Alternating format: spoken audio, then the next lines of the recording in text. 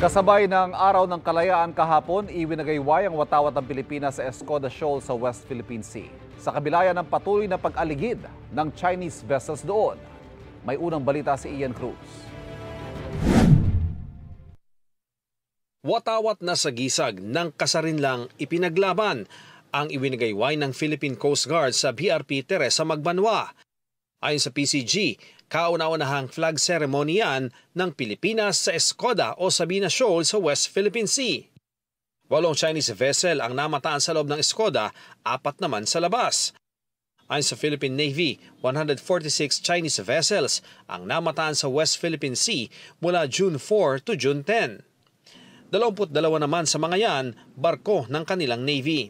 What will be concerning is pag ito ay may mga pwersa sila galing sa ibang fleet nila, the East Sea Fleet or the North Sea Fleet. But so far, yung increase in numbers is still within our acceptable limits. Ipatutupad ng China ang bagong utos nito sa kanilang China Coast Guard na hulihin ang mga dayuhang trespasser sa kanilang border sa dagat. Ang sabi noon ng China, walang dapat ikatakot kung walang ginagawang iligal. Pero sabi ng Philippine Navy, walang karapatang magsabi ng ganito ang China patungkol sa ating exclusive economic zone. What we have done so far is to increase our presence, Philippine Navy, Coast Guard, BFAR, not only tayo, but yung ating partners and ally, if only to deter China from effecting yung sinasabi nilang ganon.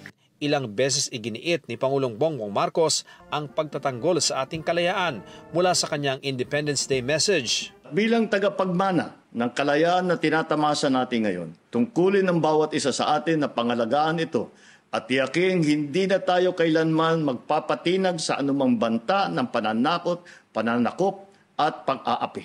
Hanggang sa Vandunur sa Malacanang. Safeguard what our forefathers have fought and died for so that we may carry on our sacrosanct mandate to protect our country and to defend everything that is rightly ours from those who will try to cross these lines.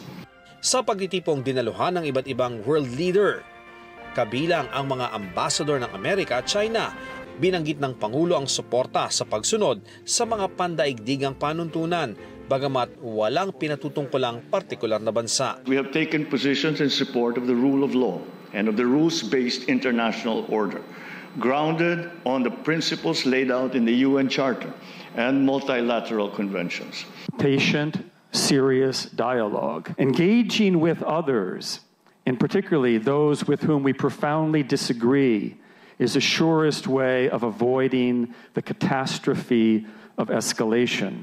Hanggang sa parada ng kalayaan sa Quirino Grandstand kung saan ipinakita ng AFP at iba pang tropa ang kanilang lakas. Ang ating mga ninuno ay hindi umurong sa digmaan. Kaya tayo ay hindi rin tatalikod sa tungkuling ipagtanggol ang ating nasasakupan. Mananatili tayong matatag at hindi tayo matitinag.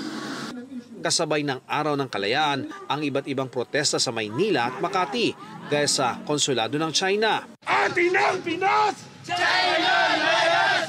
Atin ang Pinas! China Layas! Itong China ay lantaran po tayong binabastos. Lantaran po tayong ang ating mga Coast Guard, ang ating mga mangingisda. Winawater cannon nila. Ang US Embassy rin tinangkang sugurin ng hiwalay ng mga grupo sa Maynila, pero sinalubong na sila ng mga pulis sa Museong Pambata. Habang ang mga bombero naglabas na ng hose ng tubig. Ilang kabataan pa ang humabol sa mga nagtipon nilang kasama. Dumaan sa Center Island kaya di napigil ng mga pulis. Tulad ng isang ito na hinawakan ng isang pulis pero nakahulagpos.